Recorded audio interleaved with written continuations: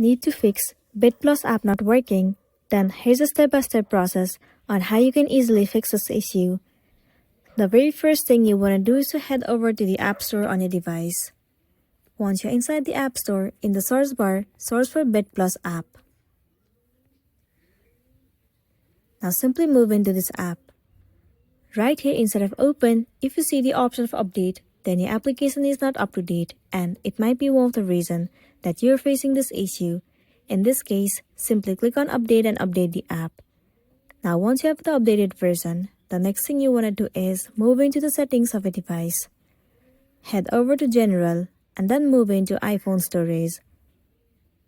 In this page, simply search for the application BitPlus. Now click on Offload app. Once again, tap on Offload app. It will clear all of the cache and the storage of the application. It will also remove all of the unwanted bugs and make your application run smoothly.